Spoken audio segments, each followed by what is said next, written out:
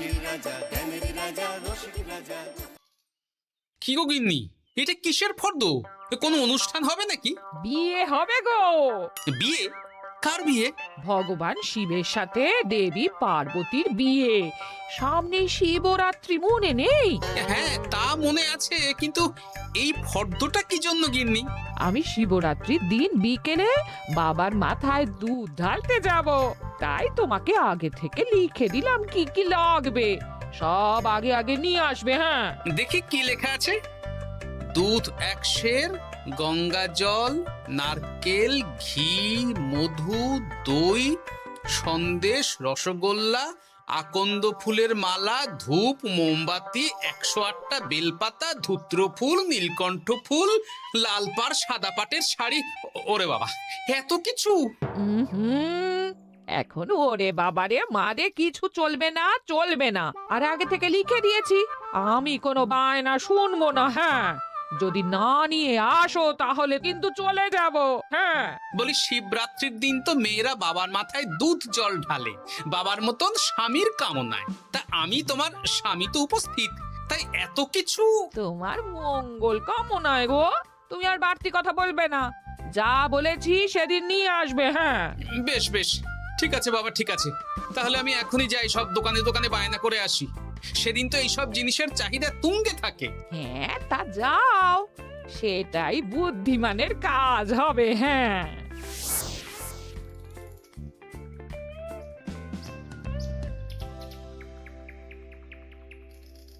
আরে এই তো পুটির বাবা, সকালে রাজসভায় গিয়েছিলে কিন্তু তেমন কোনো কথা হলো না। হ্যাঁ গোপাল দাদা, এখন কি যে করি। ঠিক আছে ঠিক আছে, আমি দেখছি কি ব্যবস্থা করা যায়, বুঝলে। ঠিক আছে গোপাল দাদা, একটু দেখো, বুঝতেই তো পারছো অভাবের সংসার। হ্যাঁ হ্যাঁ, কোনো চিন্তা করো না।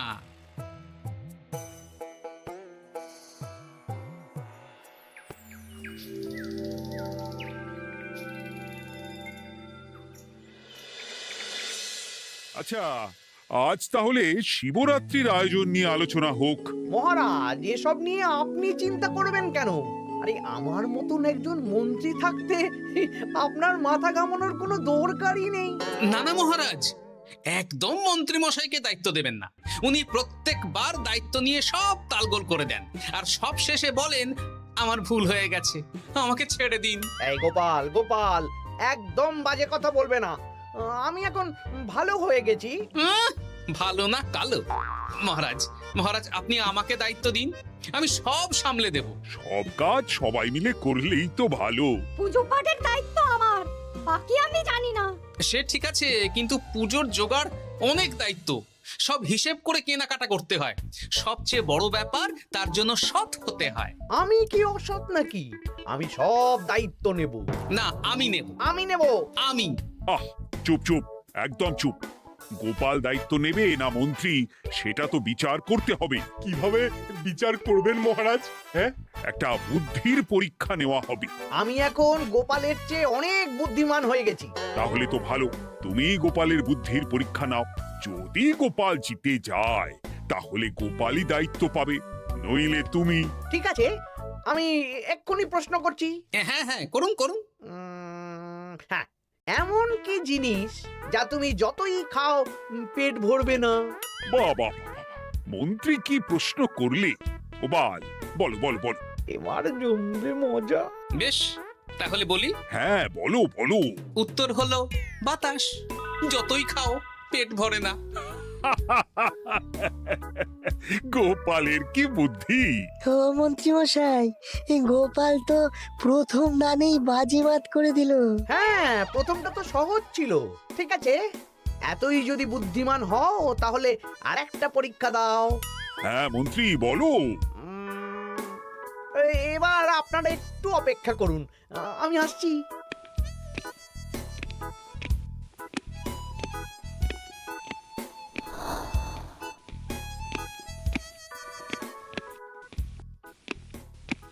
এই তো মন্ত্রী এসে গেছে, আবার হাতে একটা খাঁচা। এই নাও গোপাল, এই খাঁচায় একটি অদৃশ্য মুরগি আছে। তুমি যদি বুদ্ধিমান হও তবে এর মাংস রান্না করে আজ নৈশভোজে মহারাজকে খাওয়াতে হবে। যদি না পারো দায়িত্বের দও পাবে না। বেশ, তাহলে দিন, আমি রাতেই আসছি, রান্না করে নিয়ে আসছি। আপনারাও সবাই হাজির থাকবেন কিন্তু।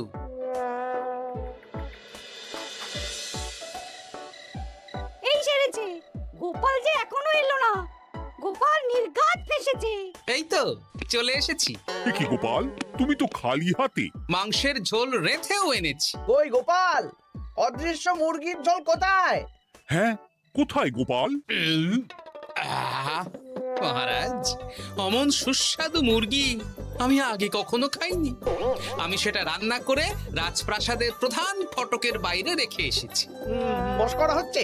চলুন তো গিয়ে দেখি। হ্যাঁ, চলো তো।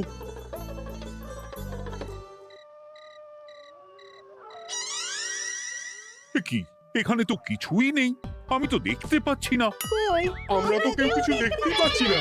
কোথায় কোথায় মাংসের ঝোল? আরে মন্ত্রী মশাই, অদৃশ্য মুরগি রান্না করলে ঝোলটাও তো অদৃশ্যই হবে। আপনি দেখতে পাচ্ছেন না, মানে আপনার মনে পাপ আছে, নইলে আপনার চোখের সমস্যা। মহারাজ তো ঠিকই দেখতে পাচ্ছেন, তাই না মহারাজ? এই রে, গোপাল তো মোক্ষম জবাব দিয়েছে। হ্যাঁ হ্যাঁ, চমৎকার ঘ্রাণ বেরোচ্ছে। মন্ত্রী, তুমি দেখতে পাচ্ছ না কেন? ইয়ে না, মানে ঠিক আছে, ঠিক আছে, পাচ্ছি, দেখতে পাচ্ছি। একটু ঝাপসা লাগছে, মনে হয় চোখ দেখাতে হবে। তার মানে গোপাল তো মন্ত্রী মশাইকে পর পর দুবার হারালো। আর একটা সুযোগ দিন মহারাজ, শেষ সুযোগ। বেশ, দিলাম। গোপালের কিন্তু বিশাল বুদ্ধি। মন্ত্রী, দেখো তো তুমি পারো কিনা, আর এটাই শেষ সুযোগ। মহারাজ, গোপাল যদি এতই বুদ্ধিমান হয়, তবে ও কি বলতে পারবে কাল ভোরে আমার মনে প্রথম কোন চিন্তাটা আসবে? এটা তো খুবই সহজ কথা। কাল ভোরে আপনার মনে প্রথম চিন্তা আসবে মহারাজ যেন দীর্ঘজীবী হন এবং রাজ্যের উন্নতি হোক। এই সেরেছে, এবার তো মহা ফাপড়ে পড়লাম। আমি যদি বলি না, এটা আমার চিন্তা ছিল না, তবে মহারাজের কাছে করদান যাবে। আর যদি বলি হ্যাঁ, তবে গোপালের বুদ্ধির কাছে আমাকে হার মানতে হবে। কি মন্ত্রী, বলো। হ্যাঁ, ঠিক বলেছ গোপাল, এটাই আমার চিন্তা ছিল। সাবাস গোপাল, সাবাস, কি তীক্ষ্ণ বুদ্ধি। তাহলে এই বুদ্ধির পরীক্ষায় বিজয়ী হলো গোপাল। জয় গোপালের জয়। তাহলে শিবরাত্রির পুজোর আয়োজনের দায়িত্ব এবার গোপালের।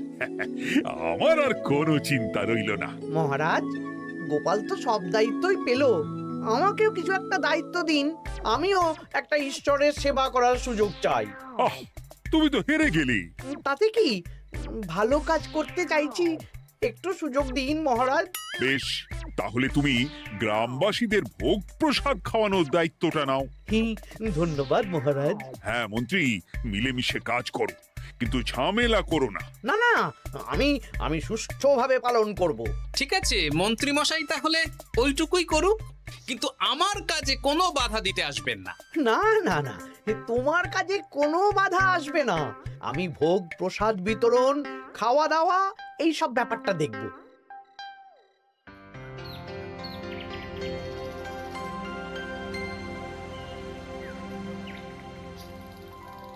বলুন মন্ত্রী মশাই, সকাল সকাল ডেকে পাঠালেন। শোন বটা ঘটা, এবারে শিবরাত্রি উপলক্ষে যে ভোগ প্রসাদ জনগণের উদ্দেশ্যে বিতরণ হবে, তার পুরো দায়িত্বই আমার। তাতে কি, মহারাজ আয়োজন করেন আর সব রাজ্যবাসী বিনামূল্যে খেয়ে যান। সেই প্রথা এতদিন চালু ছিল, কিন্তু এবার একটু অন্যরকম হবে। কিরকম কিরকম? তোরা দুজন আমার নাম করে সব গরিব প্রজাদের কাছ থেকে ভোগ খাওয়ার জন্য চাঁদা তুলবি। শিব পুজোয় চাঁদা? হ্যাঁ দাদা, না মানে ঘটা, খুব সামান্য। বাড়ি আর দোকানগুলোয় যাবি আর মাথা পিছু 1 আনা করে তুলবি, কেমন? বেশ, তারপর বলবি ঢালাও খাওয়ানো হবে, এলাহি আয়োজন। আচ্ছা ঠিক আছে। তবে ভুল করেও কোনো রাজসভাসদদের বাড়ি থেকে বা মান্যিগণ্যি লোকের বাড়ি থেকে এই চাঁদা তুলিস না যেন। না না, বুঝতে পেরেছি, তুলবো না। হ্যাঁ, বলবি সারা রাত পুজো হবে, পরের দিন সকালে হবে প্রসাদ বিতরণ। কেমন?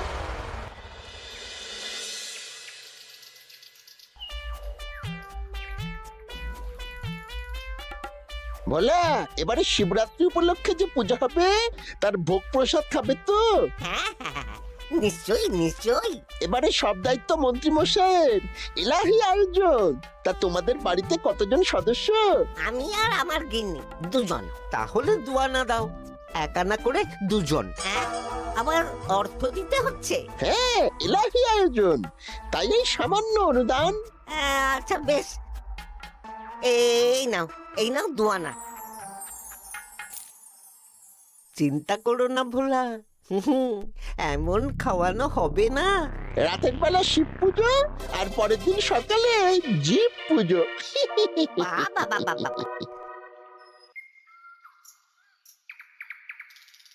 সব দোকানে দোকানে আমি যাচ্ছি, আর তুই লোকজনের বাড়ি বাড়ি যা। বেশ। রে, কত হলো? অনেক হয়েছে মন্ত্রী মশাই, এই দেখুন। বাবা বাবা বাবা, এক আনা করে নিয়েই তো থলে ভরে গেছে। হ্যাঁ, এবার হবে মাছের তেলে মাছ ভাজা।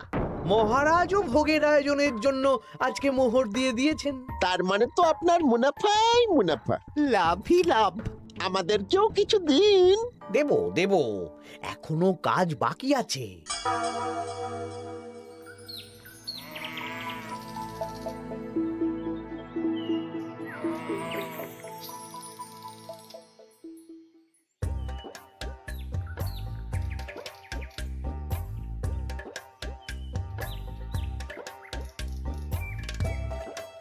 আরে আরে গোপাল দাদা যে এত কিছু কি নিয়ে যাচ্ছ?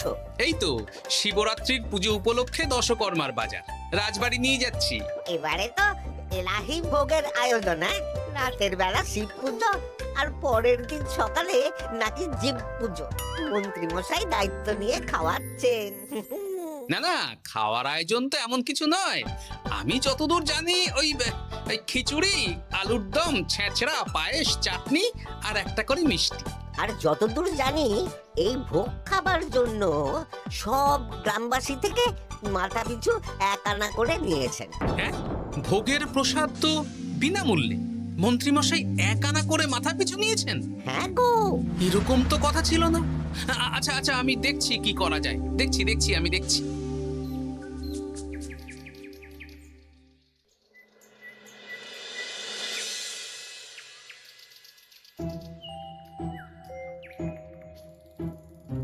ভায়া, বলছি তোমার কাছে মন্ত্রীমশাই এসেছিলেন?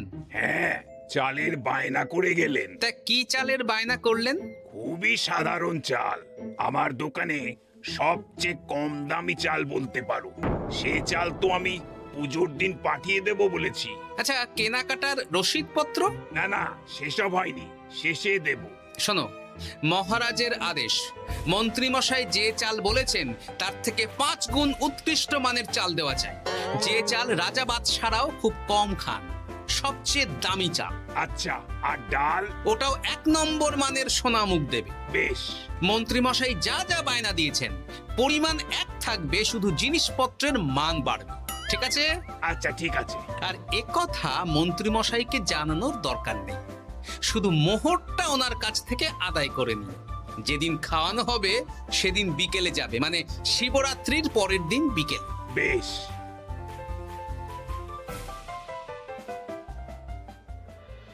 নাও ধরো গিন্নি, যা যা বলেছিলে সব কিনে এনেছি। এবার আমি মন্দিরে গেলাম, কেমন? ঠিক আছে গো, তুমি কি ভালো। দীক্ষেতা, চললাম এখন ভিড় সামলাতে।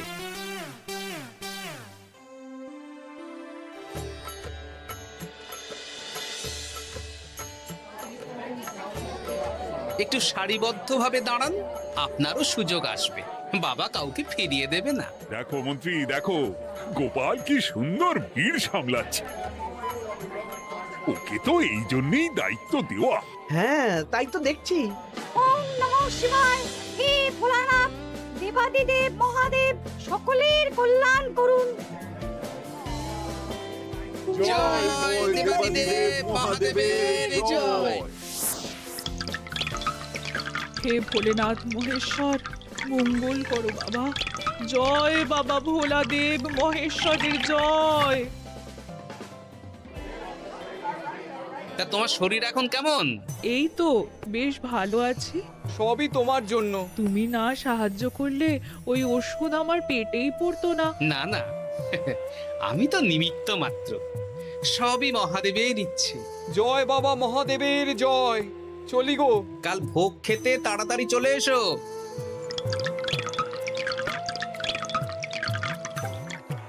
জয় দেবাদিদেব মহাদেবের জয়।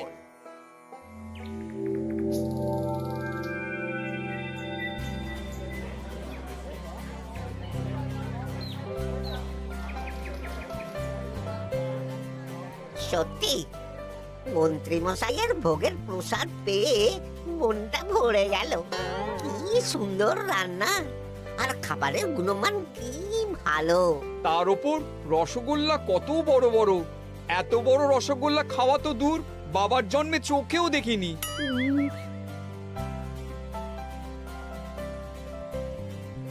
এই সেরেছে।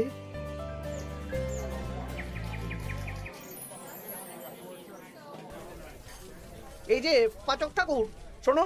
বলুন মন্ত্রী মশাই, আজ আমি খুব খুশি। কেন? আপনি মহান। কেন? মানে আপনি যে চাল পাঠিয়েছেন সে চালে রান্না করা আমার স্বপ্ন ছিল। কি গন্ধ, কি গুণমান, রাজা বাদশাদের চাল বলে কথা। আমি তো খুব সাধারণ মানের চাল দিতে বলেছিলাম, 30 আনা সের মূল্যের চাল। কেন, নবাব বাদশাদের ঘরে এই চালটা থাকে। তাই? কোথা থেকে এলো? কেন, চালের দোকান থেকে এসেছে। মিষ্টিও দারুণ, রসগোল্লা তো নয়, যেন যেন একেবারে বড় বড় রাজভোগ। কি আকার, কি গুণমান, কি স্বাদ। আহা, দেখুন দেখুন দেখুন। বাবা, ভোলা এত বড় রসগোল্লা দিয়েছে। ঠিক আছে, যা হচ্ছে হতে দে। আমি তো চিন্তায় পড়ে গেছি।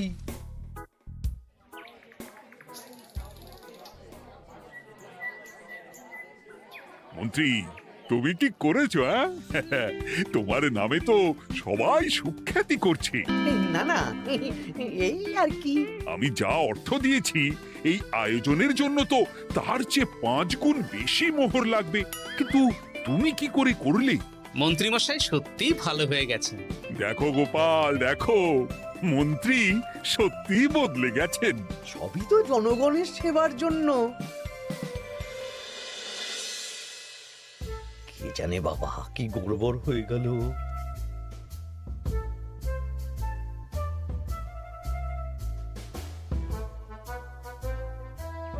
মন্ত্রী মশাই, বকেয়া পাওনা নিতে এলাম। আপনার মোট হয়েছে চালের 350 মোহর, মুগ ডালের 250 মোহর, আর মশলাপাতি 100 মোহর।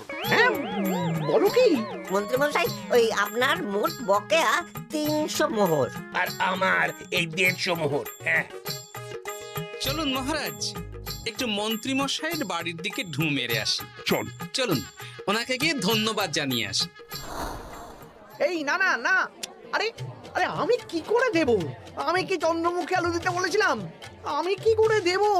না না, ও আপনাকে দিতেই হবে। হ্যাঁ, কি বলছো মন্ত্রী? তুমি এত ভালো কাজ করেছো, এত বড় মুখ করে সকালে বললে যে সবই জনগণের সেবার জন্য। আরে আমি কিভাবে জানবো যে এত খরচ হয়ে যাবে? কেন মন্ত্রীমশাই, আপনি তো গ্রামবাসীদের থেকে অর্থ নিয়েছেন, মাথা পিছু 1 আনা করে। হ্যাঁ, মানে এই সব তো কথা ছিল না। এই সেরেছে, গোপাল কি করে জেনে গেল? এসব কথা কি আর চাপা থাকে?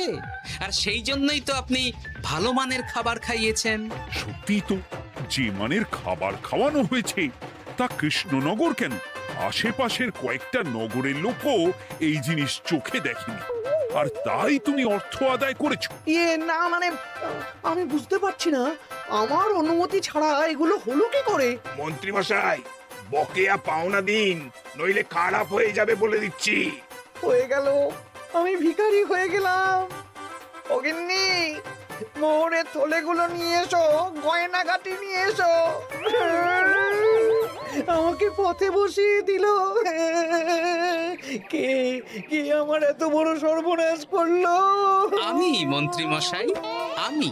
আপনি যখন চাঁদা তুলে ভালো খাওয়াতে চাইছেন, তাই সবচেয়ে ভালো খাওয়ানোর ব্যবস্থা করে দিলাম, তাও আবার আপনার ঘাড় ভেঙে। আমার সর্বনাশ হয়ে গেল।